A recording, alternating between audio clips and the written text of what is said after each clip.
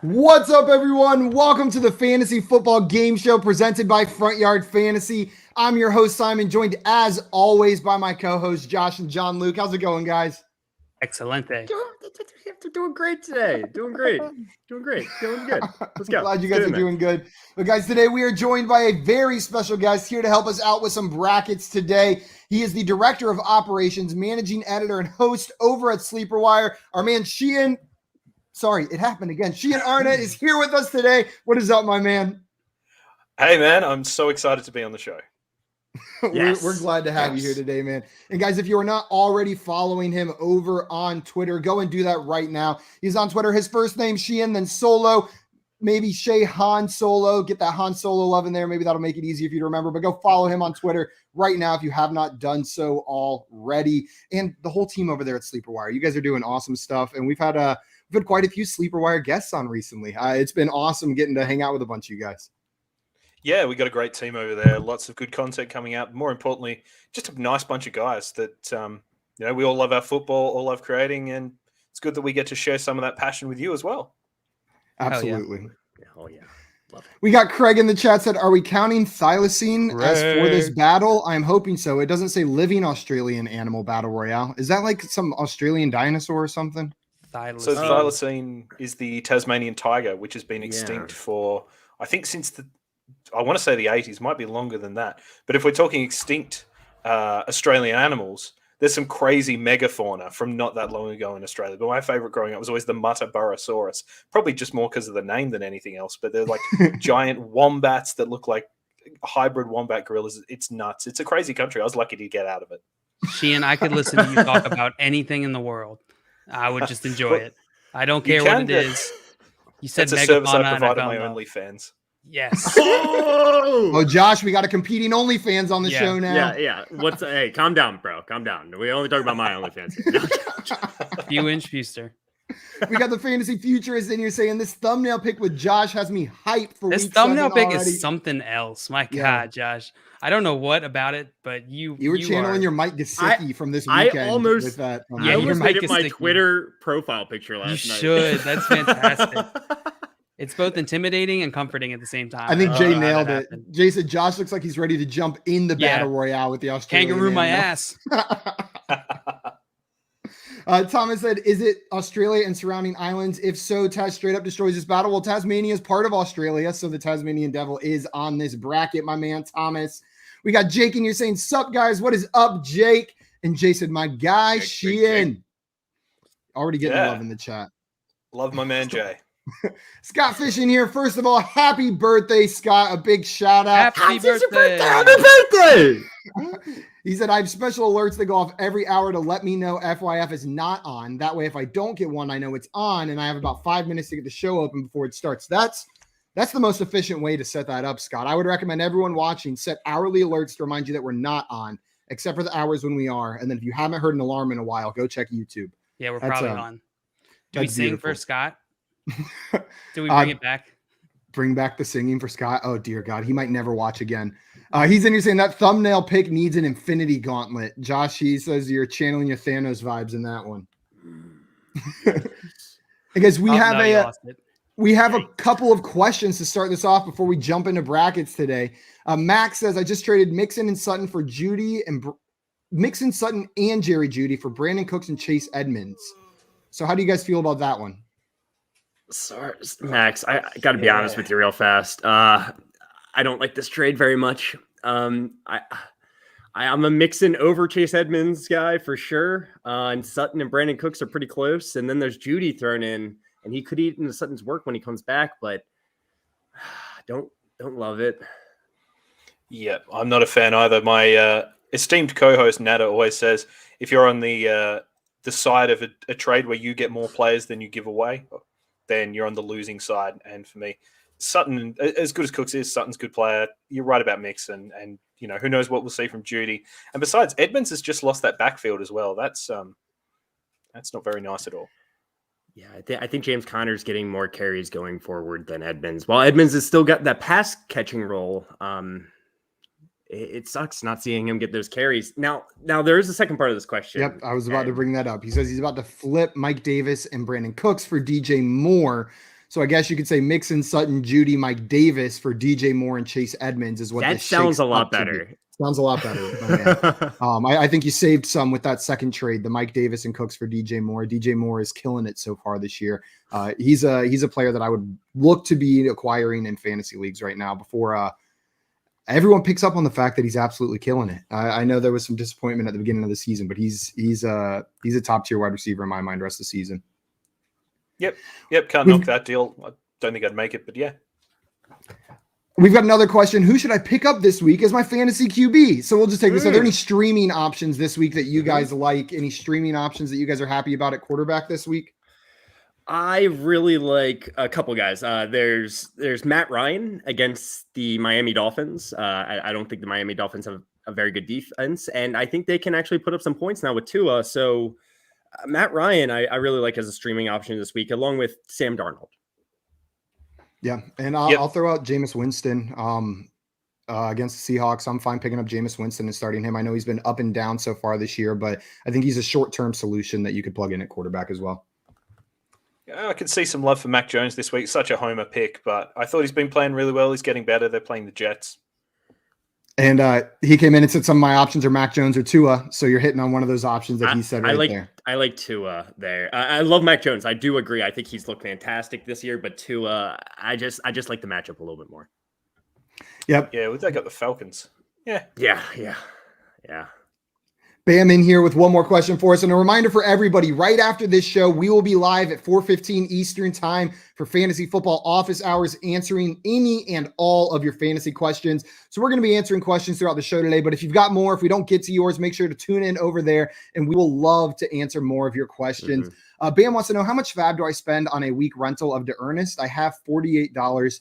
I'm going to go first if you guys don't mind on this one, because I don't think you should spend more than $2 to $3 of your fab on D'Ernest Johnson or any of the Browns running backs this week. I think that offense is going to be absolutely horrid without Nick Chubb, Kareem Hunt, their right tackle, their left tackle, possibly their top two wide receivers. I want to avoid starting any and all Browns this week if possible, especially the third and fourth string running backs. I think there's got to be better options out there that you can start, but that's just my opinion. Anybody a little bit warmer on the Browns running back duo this week?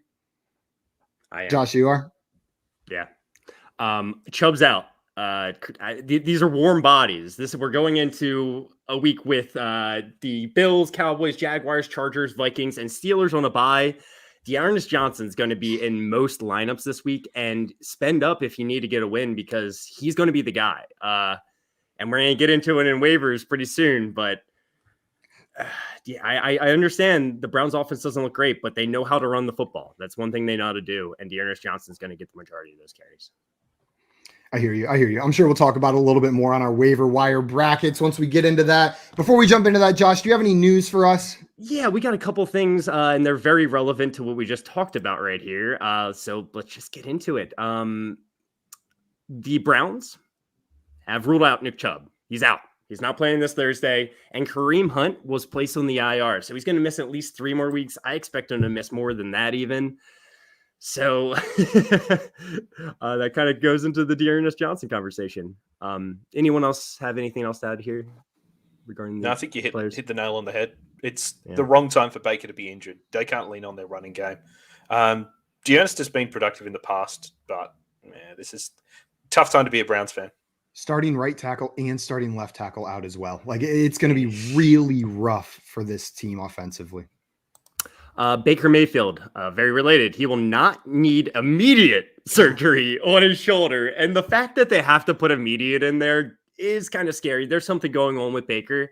I expect him to play this week, but we don't know yet. We don't know. Simon, you're a little bit on the other end, right? I think if it's up to him, he'll play. He's tough. He likes to play. If his arm is anything but falling off, I think it's his choice. He'll step on the field. But with the number of injuries on this Browns offense, I would not be shocked, even if he's okay, if the coaching staff decided to hold him out for this game. I really wouldn't be shocked. This is a horrible week for injuries for the Browns. And if Baker's banged up, there's a real chance he misses. But you're probably not starting him in fantasy anyway, so I don't know how relevant it is.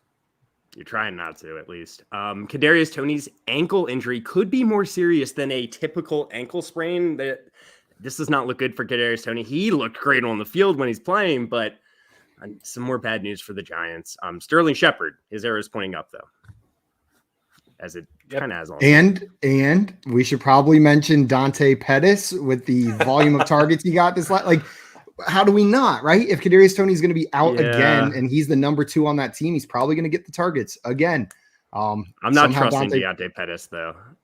Dante Pettis, I get it, but he's worth mentioning. Former 2nd-round pick in the NFL draft, I believe. Dawson Knox, he has a broken bone in his hand. He's only expected to miss about 2 weeks, so it doesn't appear to be serious, but a lot of people were relying on Dawson Knox. He was looking like a surefire tight end 1. Now you have to find someone else. Luckily, the Bills are on bye this week. Tommy Sweeney. Yeah, no.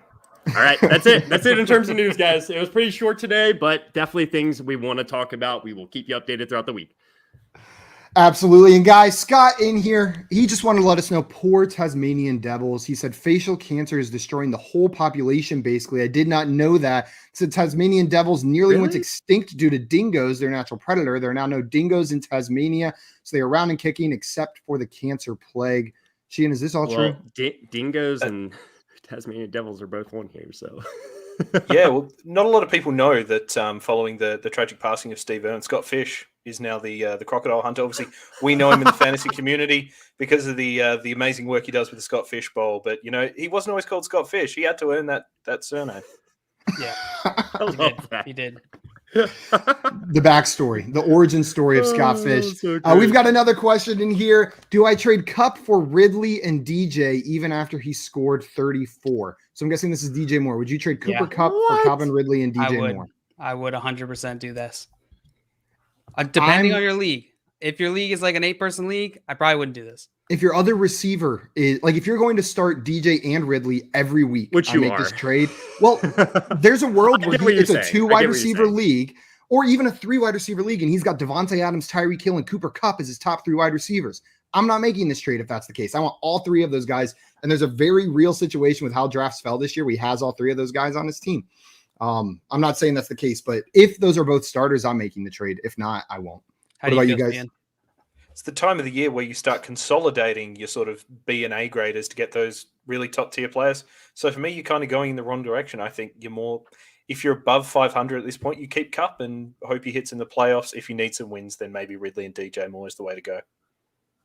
Maria Kondo, your fantasy lineup. I will say that I agree. I agree completely with what you just said there. However, while Cup is absolutely a top tier wide receiver, both Ridley and DJ Moore are in that next tier. They're both fantastic every week starters. So if you're starting both of them, like Simon said, I'm taking this trade. Yep.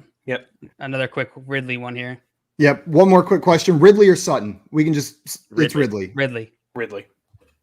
There we go. That one was quick for you guys. And then Scott in here, he's prepping for the bracket. He said, I'm now watching a video on whether a Tasmanian devil or a honey badger would win in a fight. Honey badger's not on here. Those are native to not Australia, I believe. But so I do want to see that video. I do. Okay, guys, if you guys are ready, I'm going to go ahead and pull up the waiver wire brackets and we can go ahead and get started on our first one. One moment while I get that pulled up. Week 7 waiver wire ads. We're going to be determining our favorite one. Sheehan, I'm going to go ahead and move you up to the top over here. You will get the first vote on our first matchup, which is J.D. McKissic versus Ramondre Stevenson. Which one of these 2 backs is your favorite Week 7 waiver wire ad? So I am a massive fan of Ramondre Stevenson. I've nicknamed him the Rhino, which hasn't really caught on. Thought he played very well on the weekend. Yet. No, I'm calling him the Rhino from now on. I'm calling him Excellent. Rhino. Finally. Yes. This has all been worth it. The Rhino Stevenson. I'm a massive fan of Stevenson. I think he's an excellent running back. 91.7% of his yards came after contact. That is incredible. Hard man to tackle. All of that said, it's J.D. McKissic. He had his best game of the year. My one caveat would be every second week this year, he's been terrible. He has been awesome in even weeks, shocking in odd weeks. That's the sort of fantasy analysis. Perfectly switching off. If Gibson is hampered by injuries, dealing with a calf injury, and they tend to linger, they can impact your confidence as well. And as much as we might want Gibson to be that Christian McCaffrey role, the Washington football team's offense is statistically better with J.D. McKissic, which is why McKissic is number 1 for me. One vote for McKissic here over Ramondre Stevenson. And Scott said week 7 is like that part in every movie where everything sucks for a minute. Yep. Glad to have you on the stream. For a minute, though. Just for a minute, though. Unless you're watching Dinner for Schmucks, everything sucks in that movie except for the first 5 minutes and the last 5 minutes. God, I hate that. It's the most stressful movie on earth because it doesn't have that little part in the middle. The whole movie is that part that sucks. Yeah. Oh, it makes me so mad. It's so anxiety inducing. There's no movie that makes me more tense. Also, Scott brought this up and we skipped over it. I feel like we need to address it. I want no part of the Browns to be honest. So bad, but I love we need thank that. You, Scott. And Scott's saying, is that a Dolphins Spurs hat? Sure, it's a Spurs hat, but we can pretend there's some Dolphins in there. It's a Miami Spurs Dolphins color. Dolphins colors, Spurs, everything else. I've got the next vote here, and Sheehan, you hit it right on the head. Everything I wanted to say. It's J.D. McKissic for me as well. John Luke, what is your vote on this one? Yeah, it's McKissic. With Gibson likely missing time, I think McKissic is going to definitely see an uptick in usage. I don't think, Jared Patterson didn't make it on this list, but he's another one who I'd be interested in along with McKissic here. Josh? It's McKissic. And, after Antonio Gibson kind of got knocked out of the game, we saw McKissic get carries, and he was efficient with those carries. It's 5.63 yards per carry last game. Yep, and 10 targets.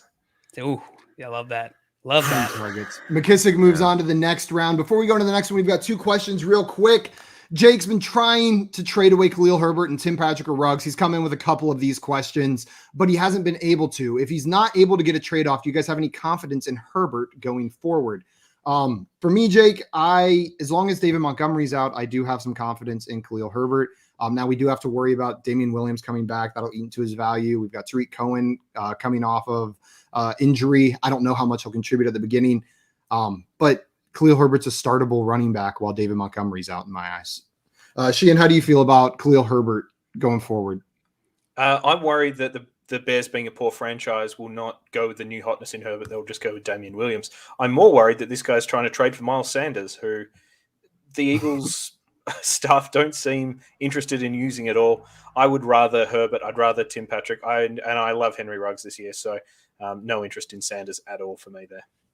Who's a running back you might be trying to acquire in that range then with these 2 players, like Herbert plus Ruggs?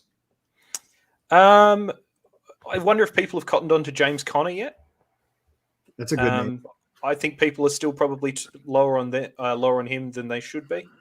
If you could maybe go Khalil Herbert for someone like AJ Dillon, who's getting more work. Yeah, just upgrade that temporary value for some rest of season value. Jamal Williams. I think that's another good name. Yep. I don't mind going for Sanders. I think it's a good opportunity to probably trade for Sanders. I've been very down on Sanders throughout the season. But his usage has changed a little bit the last couple games, and I'm excited to see if they actually start utilizing him. It hasn't really shown in the fantasy scores, but what I would do, Jake, is go see if you can text or send a DM to your league mate who's not responding, and see if you can just get a conversation started. That's usually the best way to start trades versus just sending an offer and hoping they respond. Sounds like his problem got solved. He says he's just starting Snacks at running back. That should work. Perfect. That should work. Yeah. You'll be good if you start Snacks. He's got the fire. You saw it yesterday on Fantasy Fortune. Jay Wall in here. He said, which side would you take? Amari Cooper in a 3rd round pick or Terry McLaurin in a dynasty league? Josh, we'll start with you on this one. Amari Cooper in a 3rd round pick or Terry McLaurin? It's obviously a dynasty league since there's a 3rd round pick involved. It's Terry McLaurin for me. He's got the youth over Amari Cooper, and I don't love Amari Cooper's usage so far throughout the season. I think CeeDee Lamb's kind of taken over as that wide receiver 1 for the offense. So Terry McLaurin is in a worse offense, obviously, but he's the primary target, and that's what I'm all about. So you're going the Terry side. Sheehan, what do you think on this one? Yeah, McLaurin all day. I don't think Cooper's going to be on the Cowboys next year. He could go absolutely anywhere. It's going to be a downgrade no matter where he goes. So for me, scary Terry. Yep, and I'm a big Amari Cooper fan, but I'm going the McLaurin side as well, especially in the dynasty league. JL, are you agreeing with us, or would you take the Cooper side? There we go. Bam said, so 2 weeks ago, Josh told me not to start Gesicki over Fant, and I lost my 2 and would have won. So asked again last week, and Josh stuck with Fant, so I flexed Gesicki anyway alongside Amon-Ra, and I won. Don't listen to Josh. But Fant scored more points than Gesicki this week. I love that he's keeping track.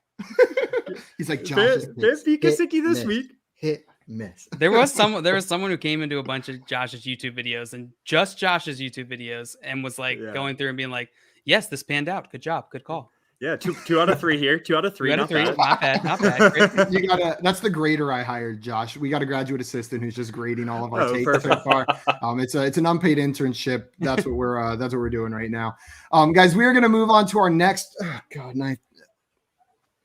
I'm sorry. I don't want to talk about these two guys. But I guess I have to pick one. Dearness Johnson or Demetric Felton.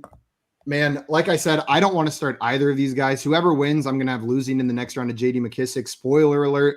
I'll go Dearness Johnson just because I think he's likely to get more work, even though Felton is the pass catching back. Now, I do want to add a caveat. If both of the top receivers are out, which there are rumors as well that Odell and Landry could both be out this Thursday, then Felton becomes a lot more interesting to me because he was lining up as a wide receiver whenever the Browns are having receiver troubles earlier this season. You could see that as well. But for the time being, I'll go Dearness Johnson.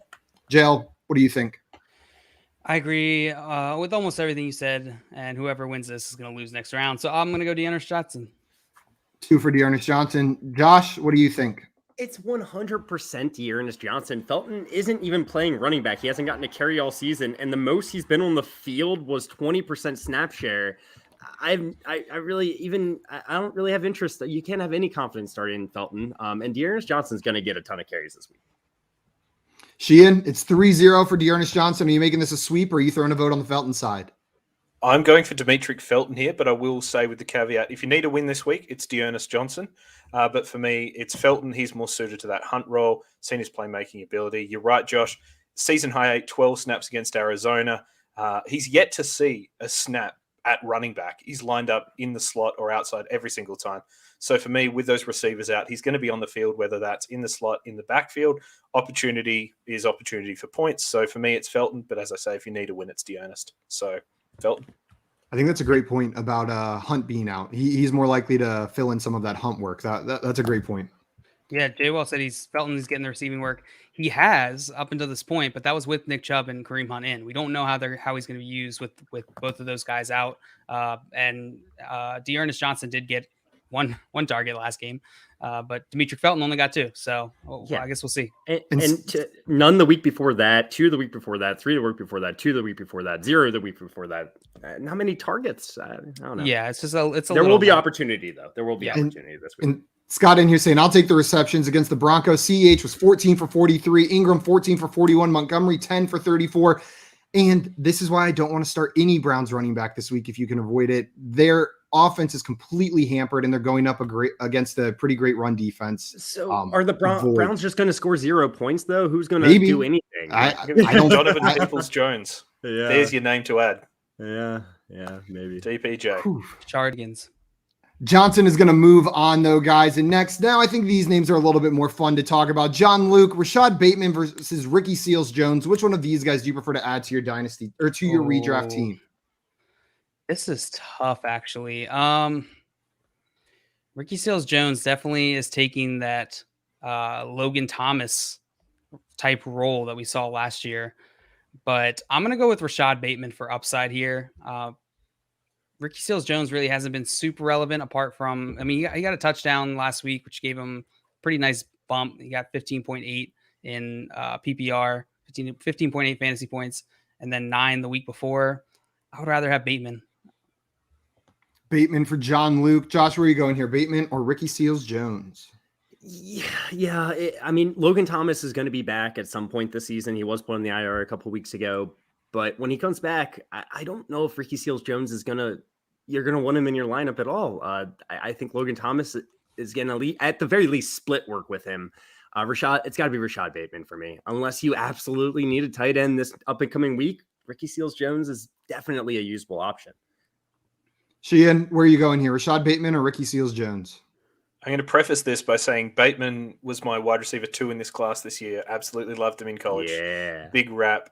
But we're talking about a guy who had, albeit 6 targets, but 4 for 29 on an offense that doesn't really, they're throwing more this year, but they're definitely a run-first offense. He's behind Mark Andrews, behind Hollywood Brown, who's playing exceptionally well, and Devin Duvernay is playing good football too.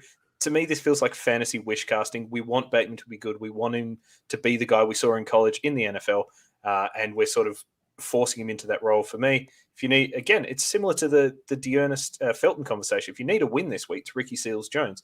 If you have the bench spot, you can withstand a guy on your bench that you're not starting, then it is Bateman. As JL said, it's the upside. But for me, it's Jones. You're right. Logan Thomas will be back. But for me, if McLaurin still hampered by injury, I think he's possibly their wide receiver 2 at the moment. So give me Ricky Seals. 2 votes for Bateman, 1 vote for Ricky Seals-Jones.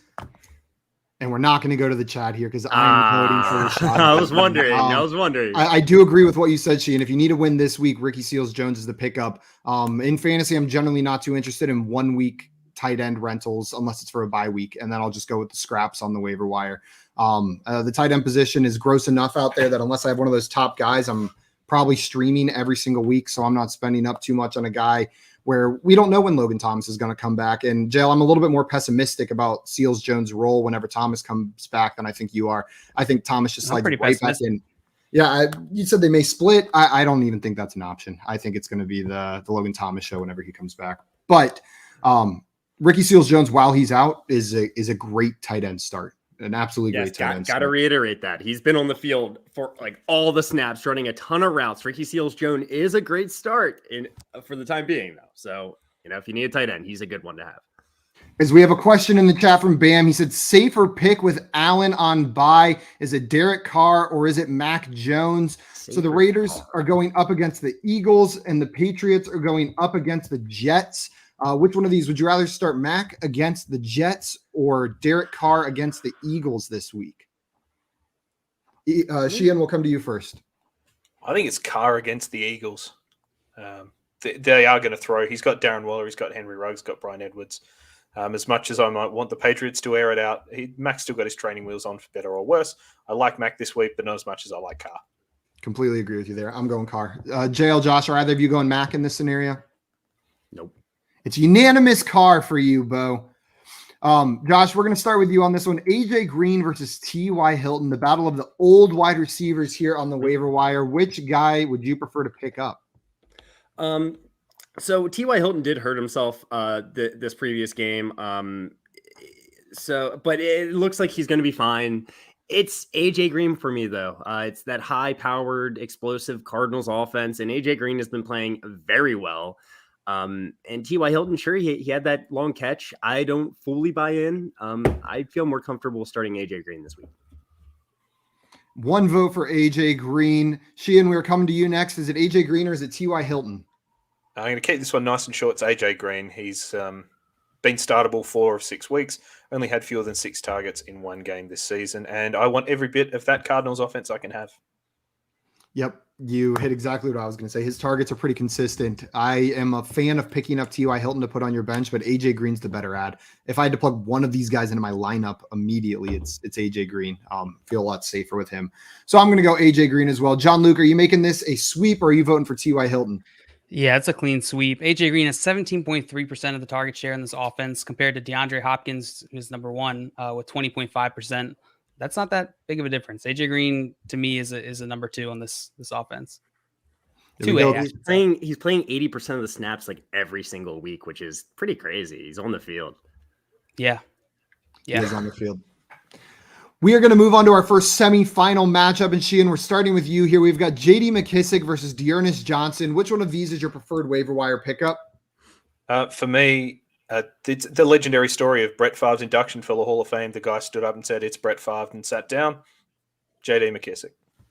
And you're already sitting. You one-upped him. You didn't even have to sit down. You were already sitting down. It's J.D. McKissic for me as well. John Luke, are you going McKissic or Dearness Johnson here? It is easily McKissic for me. 3 votes for McKissic. And Josh?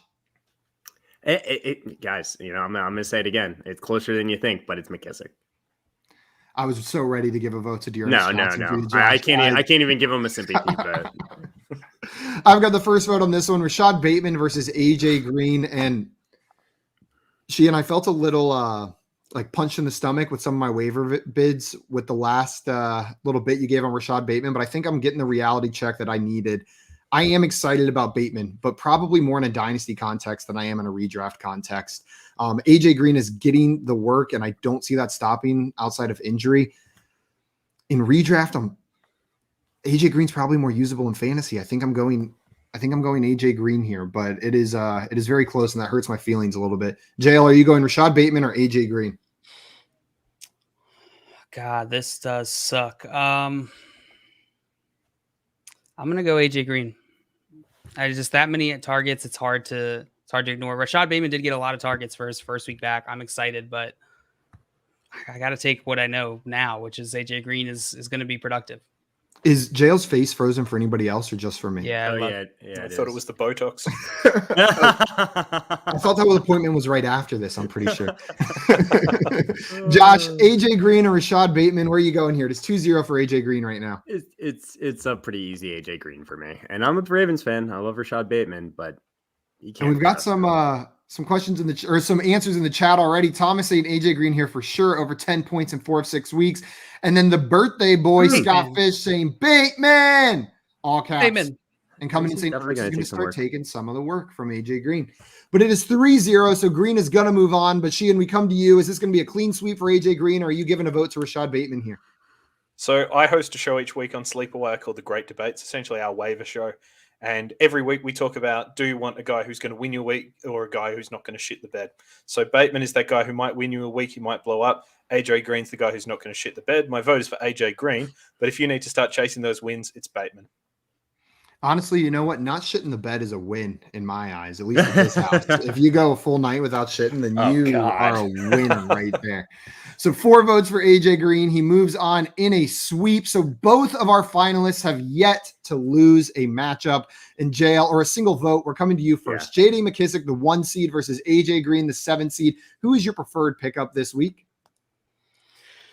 I'm going to go McKissick for positional scarcity here. I can make the argument against myself here that AJ Green is going to be a better long-term value, but I do think JD McKissick is going to have value in this offense regardless of if and when Antonio Gibson comes back. So I'm going to go McKissick. McKissick for JL. Josh, where are you going here? McKissick or AJ Green? It absolutely has to be McKissick. We don't know the extent of Antonio Gibson's injury, and if it is multiple weeks, man, you got a lock and loaded starter in JD McKissick. What say you, Sheehan? Is it JD McKissick or is it AJ Green? Absolutely love the floor for both of them, but it's McKissick. McKissick, 3 votes for McKissick, and I am going to make it a clean sweep here. I'm sorry, AJ Green, but JD McKissick is going to win this without losing a single vote. JD McKissick is officially our Week 7 favorite waiver wire ad. I think he's got value whether or not Antonio Gibson is injured, at least every other week after this. But with Antonio Gibson, if he does miss time, that could go up to maybe 2 out of 3 weeks. We'll see. Before we move on to our next bracket, guys, we did have a question in here from Jake. It's a little bit open-ended, so it might be a trickier one to answer because I'm 2-4 and want to trade Julio and Darrell Williams because I think the Chiefs will trade for Max. So he's worried about getting out from under Darrell Williams before there's running back news over there. Who can he get for maybe a 2-for-2 or a 2-for-1? So I would say maybe let's focus on the 2-for-1 aspect. Is there a running back that you think you could package Julio and Darrell Williams for? Josh, we'll start with you. I saw you contemplating a bit down there. Or a range of back, like a similarly valued back to blank. It's probably like a maybe you can get like a Josh Jacobs or Leonard Fournette type. And I'd be willing to do that. Yeah, I think those are great names. Back. I think Josh Jacobs. Would you accept that on the other side of that, Josh? If you were at Josh Jacobs or what was the other one you said? Leonard Fournette. Leonard Fournette. Possibly. Darrell Williams looked pretty good last week, and maybe they think that he's the guy for the Chiefs, even when CH comes back. And Julio is Julio, you know. That catch. If you could get either of those guys, I would do it. Oh yeah, that was wild. That was so much fun. Whenever they called it out, I was like, "No, please, just let that stand," because that was so much fun. Like that has to be a catch. Just getting there giggling. Yeah, and then they come to his face and he's like, that was silly. Like he was just sitting there smiling. Like, can't believe I just did that. Pillsbury says, I'm dropping Jamal Williams for JD McKissick. Is that crazy? Nope. No. is that really the lowest person on your bench that you can drop? I would prefer to keep Jamal Williams on my team. Of course, I want JD McKissic over him, but I would prefer to have both of these guys on my bench with the current state of running backs. But if he's your worst player, then I think you can drop him. John Luke? Yeah, I think I would. I mean, Jamal Williams has been a bit disappointing the last few games. I would rather have McKissic going forward, honestly. But I would rather keep him on my bench if I can. Yeah, but I also understand we are in the bipocalypse scenarios. It may be hard to keep guys like Jamal Williams on your bench. Completely understand that. Going back to Jake's question real quick and what Josh said, if you can make that trade, if you can get a Josh Jacobs or Leonard Fournette for those two guys, do it. I think that's a great idea, Josh. Completely agree. Love that. Guys, we are moving on to our next bracket. Everybody in the chat, we're going to keep answering your questions throughout the rest of the show, but I just want to remind you, we will also be live right after this at 4:15 Eastern time for Fantasy Football Office Hours, where we are doing nothing but answering your questions. So if you got any questions, make sure to tune in over there. Rendon has one for us real quick. Would you drop Kadarius Toney for Michael Gallup, with Gallup coming back off of injury and Toney having an injury with an undisclosed amount of time he's out? Josh, how do you feel about this one? I don't think I'm making this move. Michael Gallup's a talented wide receiver, but he's at best, the third option in that passing game. And you could make an argument where he's not even a top five. You could make that. He is a top five. So there's like Pollard and Schultz. So I don't really have faith in playing Michael Gallup when he's healthy even, and Kadarius Toney's been killing it. And if he's healthy, he's going to get a ton of targets. Yeah. Sheehan, what do you think about this one? I absolutely love Michael Gallup. He was one of my guys coming into this season, but I think Josh hit the nail on the head. He's sort of been Wally pipped by Schultz, by Pollard. I could even make an argument for Cedric Wilson. He made some excellent plays Sunday night. So if we're talking about injuries and Toney is hampered for the rest of the season, then yes, but Toney for me. Yeah, and the one thing I want to add is I think we all kind of expected this Dallas offense to be throwing the ball a ton every single game, like 50-plus attempts, at least in that range. Only 2 games so far this season, they've had more than 50 attempts. The other ones are generally in the 30s, if I'm not mistaken. I can pull that up. Yeah, 27, 26, 22, 32 in the games that weren't over 50. I'm not sure if that's the way they want this offense to run, that they can support 3 wide receivers on a fantasy relevant level. If this was the offense, at least I expected, I'd be more excited about Gallup. But based on what we've seen so far, I don't have interest in the 3rd wide receiver on that team. I would be fine making this move. Michael Gallup did look good in that first game. He was pretty well targeted. They passed a lot in that game. Yeah, they had 58 attempts in that game. 58 attempts, which is a lot. I wouldn't make this move unless I know Toney's going on IR. Yeah, that's a great point. If we do get news, then obviously a player on IR is not going to do much for you in fantasy right there. Rendon also asked, I'm in a 2 QB league and have to start Justin Fields. Is there a chance he will do well? I mean, you have to start Justin Fields. Yeah. Like, it's not that big of a deal. At least it's a quarterback that you got to be able to start. I don't want to start Justin Fields. I'm not excited, but he could have a good game. He could. Yeah. I mean, he started rushing this past game, 6 attempts for 43 yards, 7.17 yards per carry, which is pretty good. He just needs to pass more. They're going to have to against Tampa Bay. Yeah, I was about to say, they're going up against the Buccaneers. Good luck to those Bears running backs. For sure. And Scott in here agreeing, saying the Dallas run pass ratio is way closer to 50-50 than I thought it would be. That first game threw us all off. Oh, it got us so excited about that offense. We were like, oh my God, they're going to pass even more than everybody. We need more receivers in here. Guys, we're going to go ahead and get into our second bracket. We are doing an Australian Animals Battle Royale bracket. These animals are going to fight head to head, and we're going to determine who we think would win. All of us here are definitely experts on all of these animals, so you can take this as a scientific exercise. Some of these we didn't Google less than an hour ago for sure. So make sure you believe every word we say about these animals. Sheehan, we're going to start with you here. We've got the box jellyfish versus the koala. Who is going to win in this battle to the death? So I don't know about any of you guys, just before we get into it. This feels a bit like that clip from The Simpsons with the food chain where it's the shark jumping up to get the gorilla out of the tree. Yeah. In what scenario are these two fighting besides our brains? Exactly. Well, things to know about koalas. One, they all have chlamydia. They all have like super chlamydia, and it's running rampant. So obviously, if the battle royale was maybe sexual, the koala might have a better chance. Which it might be. Yeah, who's to say? Who's to say? Maybe these animals have never crossbred, or maybe they have, and that's why we've got so many weird animals. Sounds terrifying. A koala box jellyfish. The other thing to know about, well, if we're talking koalas, are we talking about drop bears, which are like massive koalas that fall out of trees and crush people? Because then we are talking about a totally different space, completely.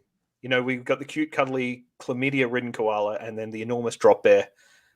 But for me, it's chlamydia-ridden. No reaction from anyone else on the street that he just said chlamydia-ridden koalas. I actually knew. You didn't. I was about to say you didn't know about the chlamydia outbreak in koalas. No, was that new information to you? Josh and I have been talking about this for months. Like, I don't know why I know that, but I think I was recently talking. I don't keep about up on the STD trends of about once a week in other countries. I don't. About once a week on Reddit, there will be a thread. Today I learned koalas have chlamydia. Like, it's like one of the favorite fun. Every koala. No, it's one of their favorite fun facts on Reddit that koalas have like a chlamydia problem. Not so fun though. Koalas also have fingerprints that could be mistaken for humans. So maybe, you know, if the koala's cunning, he's sort of getting the human to do his busy work and then taking the blame. But by the by, realistic fingerprints. Yeah. Well, the box jellyfish, I'm pretty sure, is the most venomous animal in the world. And I think they've got something like 3 foot long stingy bits, and basically people drown because they go into shock from the pain that it causes. So for me, it's the box jellyfish. One vote for the box jellyfish. I didn't mean to laugh, but I just loved like the most venomous thing on earth, and you called them 3 foot stingy bits. Like, that was such a really nice way to address the most venomous thing on the planet. Josh, technical term. Are you going box jellyfish or koala? Yeah, I mean the koalas. They apparently they can bite. They got pretty good bite. But outside of that, they're not really killing too many humans or anything. I know this is a battle royale, but the box jellyfish is taking this one down. And Craig's in here saying, if you don't follow animal STI trends, do you even play fantasy football? Come on, JL. It's true. It's a good point. JL, are you going box jellyfish or koala? Oh, it's box jellyfish. Freaking punch that koala in the face. And I'll just go ahead and make that a sweep. But from what I have heard, koalas are disgusting. Like, not just the chlamydia, just like as an animal. As if that wasn't enough. Awful. Nah, they're super cute. They smell like eucalyptus. Eucalyptus. They use so much lotion.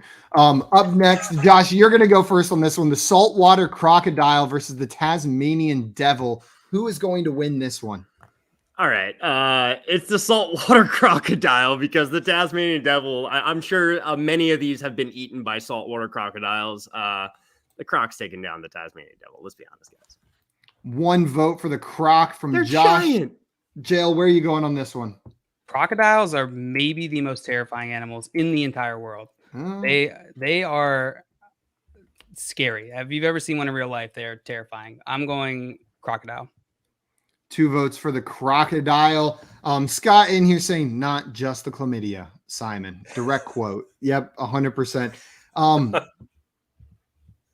Man, I'm trying to imagine these two fighting. I feel like if you told the Tasmanian devil that he was fighting a saltwater crocodile, this fight would never end. He'd be able to get away. But if you just let it surprise him, he might get snuck up on by the saltwater crocodile. I'll go crocodile just because they're literal dinosaurs.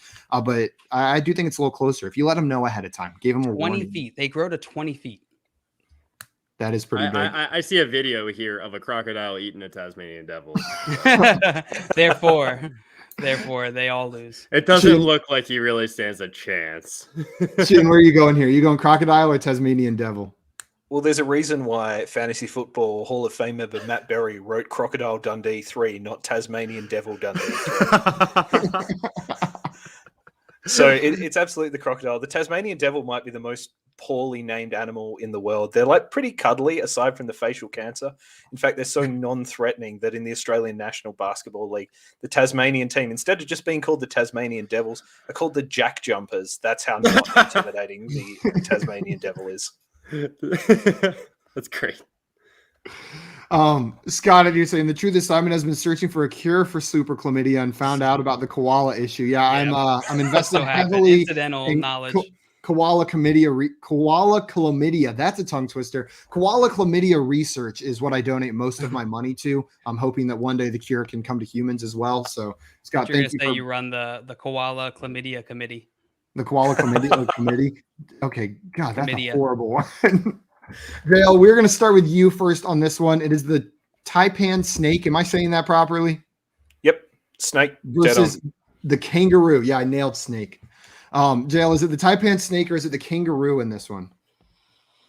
I feel like a kangaroo can just hop away from the snake, and the snake's just going to be like, and the kangaroo's just going to be like, can't get me. So I'm going to go snake because the snake's going to be cunning, and they're going to end up just tricking the kangaroo because kangaroos are dumb. I don't know. I've seen Kangaroo Jack. Come on. Kangaroos are scary, man. Yeah, we've all seen the documentary Kangaroo Jack, yes. But don't let that cloud your judgment. That was just a documentary about one kangaroo. I'm probably going to go to the snake here too, but I think kangaroos got done dirty with this first round matchup. I think they're a little bit tougher than some of these other animals on here that might make it through. But as far as like the Taipan snake, like these kinds of snakes, are there really any mammals that are predators to them, or is it just other reptiles like snakes and giant lizards and shit that eat them? Birds, I think, go for them. Birds. Okay. You know what? We might have some birds later in this bracket, but I'm going to go ahead and vote. Its venom is specifically adapted to kill warm-blooded species. That's disgusting. Sheehan, are you going the Taipan snake or the kangaroo here? Wait. This little bit here. It is estimated that one bite possesses enough lethality to kill at least 100 fully grown humans. Just imagine non-fully grown ones. Yeah. They could probably get 200 of them. I can't even count that high. Sheehan, are you going Taipan snake or kangaroo? I feel like the kangaroo's been done dirty in the matchups here because I'm backing a kangaroo against a human and anything of its size, but obviously we're talking the matchups here. I don't think like the Taipan's got one strike in it, and if it hits, the kangaroo's going down. But you're right, the kangaroo can hop away, the kangaroo can jump on it, but they're really more like if you see them fight, obviously you get the boxing stuff, but they rear up on their tail and kick with both legs. So, I mean, that's great against something that's upright. I was going to say, I have a very similar move. It's a little different. It's like reverse. What? I think it's got to be the Taipan. Taipan. Sorry, Simon's mom. And Josh, where are you going here? Taipan snake or kangaroo? Yeah, you summed it up. The kangaroo's getting done dirty because, like, with his main attack, just using those legs, it can't really use that against the snake. That's the problem. So the snake's probably going to have multiple chances to land this bite. And if the bite lands, get out of here, kangaroo.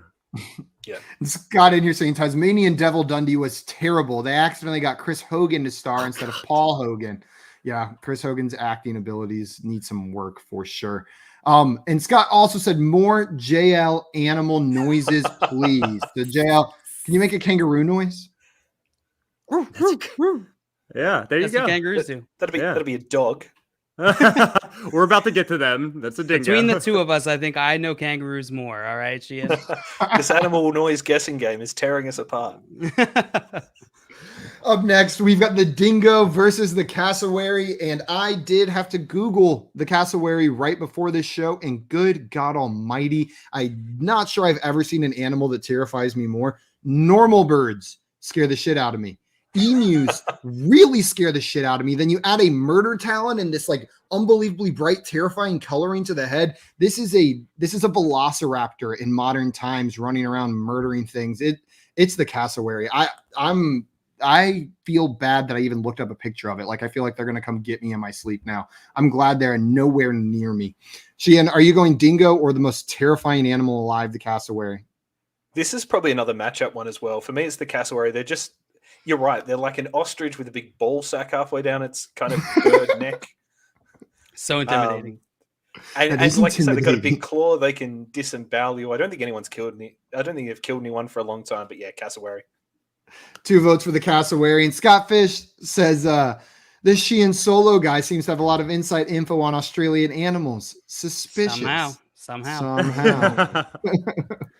Josh, are you going with the cassowary or the dingo? Yeah, it's the cassowary. They got the raptor claw that they can kill humans with. I think it could take down a dingo probably. Yeah, a cassowary. 3 votes for the cassowary. And John Luke, where are you going? Okay, I need to show this real quick. I got a little show and tell because this doesn't seem right to me. Go ahead. All right. Because I was looking at some cassowary compared to Velociraptor stuff. Okay, so this is like I guess this is what I thought is what a dingo looks like. It's like beautiful, cute puppy. No, and then it opens its mouth. Doggo. And then it opens its freaking mouth. Look at that. That's terrifying. Yeah. That's baby eating jaws. Oh my God. Yeah. And that's what Craig said. Just wait until a dingo eats your baby. Do they eat anything else? Like, No, that's it. That's their entire diet. That's it? Okay. Just babies and other dingoes. And Tasmanian devils, apparently. We did learn that from Scott Fish earlier. I'm going cassowary. That mouth is just not enough. You can't fit a whole bird in that mouth. Not enough. Maybe if like someone broke it down into like cassowary wings for him, he could tear it apart. But unless that's going to happen, the dingo's getting rocked. Sheehan, we are coming back up to you with the box jellyfish versus the saltwater crocodile. Where are you going on this one? This feels like a divisional rival matchup almost there. Yeah. The sea or water based. It's all gonna come down to how vulnerable the crocodile's skin is to the long stingy bits, or whatever I called the box jellyfishes, long stingy bits. I would like to believe that if the crocodile chomped into the box jellyfish, it would poison it. I think that'd be the way it goes. So I'm going to go the box jellyfish here, and it may be a bit of an upset. But he's been eaten for the next battle. They're both dead. So you've got a digested box jellyfish in the finale. Yeah, it's a bit like a Voltorb or something like that. It's got the one move, blows itself up, and you're going down with me or not. I love it. Josh, are you going with the box jellyfish or the saltwater crocodile? I know this doesn't do much, but I got to mention it. Crocodiles have the strongest bite ever measured. It's 3,700 pounds per square inch. I know that's not going to do much here. I'm thinking that the saltwater crocodile is going to, eat the box jellyfish. And these dinosaurs, they got tough stomachs. These crocodile dinosaurs, I think it's going to be able to survive. And obviously the box jellyfish is going to die from this. So I'm going to go with crocodile, actually. 1 vote for the crocodile for Josh. JL, where are you going here? Crocodile or jellyfish? I was just reading that there are lifeguards who have to like manage beaches with both of these things in them. I'm reading the same exact thing. And that is terrifying. That is just, and I don't know how to pronounce it, but I do remember watching a whole documentary on like a type of jellyfish it's like super small, but can just absolutely destroy you. Irukandji. Yeah, I think that's it. I would hate to be a lifeguard in Australia. That sounds terrible. I'm going to go croc here. I feel like a jellyfish is just not going to even hurt a crocodile. Man, those jellyfish are scary. And I think the crocodile would just go in guns a-blazing, no regard for the venom that was part of the jellyfish. There would be no strategy. And then the jellyfish would just finesse that crocodile. Even if it did get eaten, it would end up on top. I'm going to go with the box jellyfish. Jellyfish has never finessed anything. Well, we need help, guys. We need help. They just float. Yeah, guys in the chat, we need some votes. So go ahead and cast your votes for who you think would win on this one. If we don't get enough votes, the tie is going to go to the guest. Spicy gave us a non-answer. No, he said it's 1v1. I take a crocodile, but if it's a group, it's the jellyfish. A group of crocodiles? Are you kidding me? I think he meant a group of jellyfish. Jay said box jellyfish. So you know what? We're going to go ahead, give it to the guest. Box jellyfish is going to move on to the front. Oh, Craig said croc. It's tied. Oh, no, we got another box jellyfish, then another crocodile. So it's still tied. Dave. Thomas said, all right, that's official. Jellyfish. It's official. The jellyfish is going to go ahead and move on. A group of crocodiles is called the murder. I don't think that's true. Ravens, right? No, crows. Yeah, crows. Yeah, what we're talking Scott said, I know which one should win, but I'm not telling you because you were all jerks who didn't come see my band play last night. I was there. I live in London, Scott. What do you want from me? Okay, guys, we're going to move on to our next matchup. Who voted first on that last one? 1, 2, 3, 4. I think Sheehan, you voted first on that one. So, Josh, The Taipan snake versus the cassowary. Where are you going here? Okay, so the Taipan snake beat the kangaroo because we didn't think like the kangaroo's main attack of hopping on its tail and using its feet is going to work too well against the snake, but the cassowary, it's going to be able to dig into that snake, with its talons, right? Is that what they're called, talons? Whatever. But yeah, I'm going with the cassowary here. One vote for the cassowary. John Luke, are you going Taipan snake or cassowary? Sheehan, do we know if cassowaries can fly? They cannot. Well, I feel like that's just because they haven't shown us, but they could easily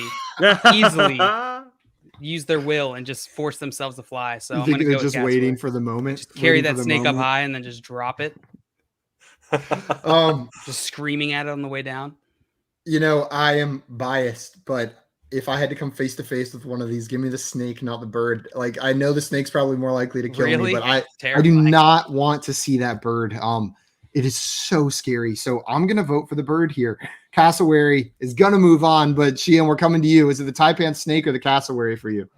Well, word of actual advice, if you come across a Taipan snake, piss bolt in the other direction as fast as you can. Cassowaries are basically only violent when extremely provoked. So yeah, I just Googled it. And if you run into one.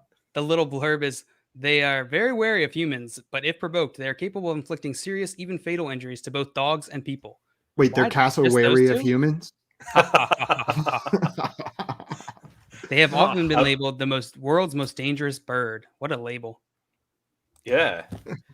For me, it's the Taipan for the same reason it was the Taipan against the kangaroo. I think that the cassowary, they got the big long legs, a little bit of venom in the cassowary there. You can disembowel a human. It's hard to disembowel a snake. You got to be very precise. This is more of a blunt force weapon, or like a ripping weapon as opposed to a precision weapon. But if you tie the snake in a knot, the you can't scary get out, claw. So that is a good point. You both good That's points. True. Double knotted.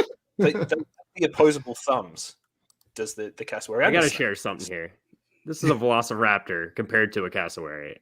And they're very similar. The same. They are the same. They're very dang similar. Just throwing that out there. Just throwing that out there. Velociraptor. There we go. Velociraptor. They are more like birds than like Jurassic Park, right? Isn't that that's like the fun fact? The new consensus is that they had feathers, right? Like that's the prevailing theory now, that there were feathers on these dinosaurs. They're not scary at all. They got feathers. Yo, birds are like the scariest animals alive. Let me put the bracket back up. It was a little bit scary there for a second. Craig said, thank you for doing that joke for me, Simon. I got you. And on the note of velociraptors, I know we're running low on time, but a movie came up recommended to me yesterday called The Velocipastor, where it was like a dinosaur that was a pastor, like a full velociraptor dressed up in like pastor's robes. I did not watch it, but I'm going to. I just wanted everyone to know. We are moving on to our championship matchup. And Sheehan, we're going to start with you first on this one. Since you are the guest, you are the expert on these animals. So is it the box jellyfish or is it the cassowary? It's box jellyfish. Box jellyfish for Sheehan. Josh, where are you going here? Listen, man, like you brought cassowaries to us, and I'm all in now. I'm going cassowary here. I can't get. They're now the most deadly animal in the world in my mind. So I'm staying with them. One vote for the cassowary. And Scott in here saying, my wife is an ornithophobe, so she agrees, Simon. The only birds I like are the little ones that have to hop to move. Those aren't scary. But if they can move their legs independently, those birds are scary. Like hummingbirds? Are you afraid of hummingbirds? No, they're not scary. But like the really little ones that hop everywhere they go. I like those ones. Outside of that, they're terrifying.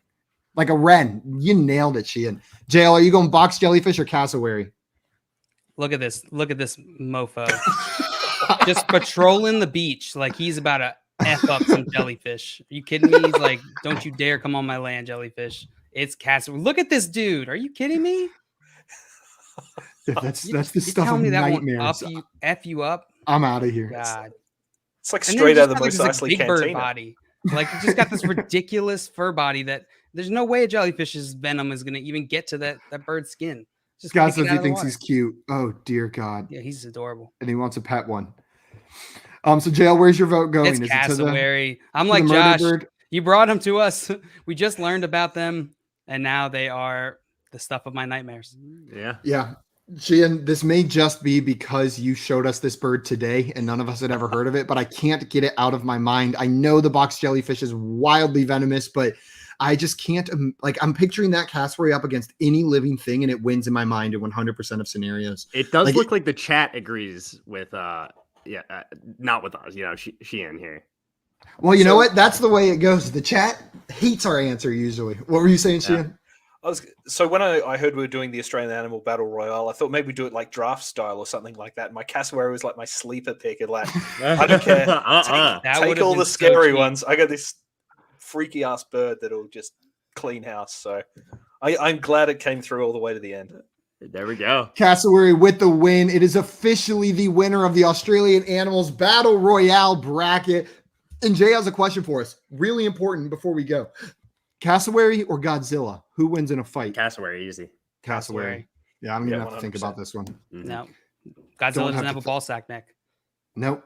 That's the one thing he's missing that the Cassowary has, JL. You hit the nail on the head. Guys, that is about it for us today. Before we go, though, I want to remind everyone, if you are not following our friend Sheehan already, go and follow him on Twitter. His handle is right there below his name, Sheehan Solo, Solo. Make sure you guys go and follow him. He and the whole team over at Sleeper Wire are putting out great content consistently. They are a must follow. Sheehan, thank you so much for coming on today, my man. Hey, thanks for having me, guys. I'm sure we'll have a bit of a home and home coming up soon on one of the many Sleeper Wire platforms. We'll get you across and have some games on one of our shows. Absolutely. Perfect. Let's make it happen. Sounds like fun. And Scott saying mosquitoes kill 750,000 people per year. A cassowary can't compete with that. Just wait till they start flying. And real fast, they show you their flight. I was looking up during the show. You know, the animals that kill the most people in Australia are horses and cows. Horses and cows. Diabetes. Yeah, horses and cows. Who would have guessed? No, Is it cows. man? Cows are pure innocence. You can't tell me otherwise. As much as I hate birds, I love cows equally. They are my favorite animal, and I will not tolerate cows. Breeding makes fantasy fun. Costa Rica has the weirdest looking cows. I think they're like a slightly different species of cows, but they got all sorts of bumps and stuff going all over. It's very, very odd. Costa Rica has bumpy cows. Today you learned, everyone. That's what you tune in for. Cow facts. Koalas have chlamydia. Costa Rica's cows have bumps, and we are done with this show for today. Josh has both. We will be live in about 10 minutes, back right here on this channel, answering all of your fantasy football questions. So make sure to tune in over there to get your questions answered. Until then, everybody, anything else, Sheehan? Any final parting words before we jump off? Hey, if you liked last Friday's show with Justin Barber, he and I have a show coming out. I think the first episode is this week called Screen Pass. We are talking about football and popular culture. And the first episode, we are doing a football team made up of Marvel characters. So if that's your bag, give it a listen. I love that. We kind of got like a sneak preview of that in Avengers Civil War. Yeah, I'm wondering who the quarterback would be. It feels like Captain, just like Tony just fits in. Tune in. It's a has the sidearm throw. He's got a weird sidearm throw. Yeah, he's throwing his shield all the time. Yeah, Dave from the top rope again saying a group of horses and cows is called the murder. It's true. It's true. Also, Scott saying, look up Highland cows. I have already 100%. Done so, but I'm putting this up on the screen. So anyone who has not done so, Google that right now and be prepared to cry. It's so my gosh. Right? I have, my gosh. The last time I went to Scotland. You fed them? Good. Yeah. Why do they all look so stylish? Like, guys, hair. Before we jump down a cow rabbit hole, we should probably end this show. Everyone go look at pictures of cows for the next 8 minutes and then tune in for Fantasy Football Office Hours. Until then, adios, everybody. Bye-bye. See ya.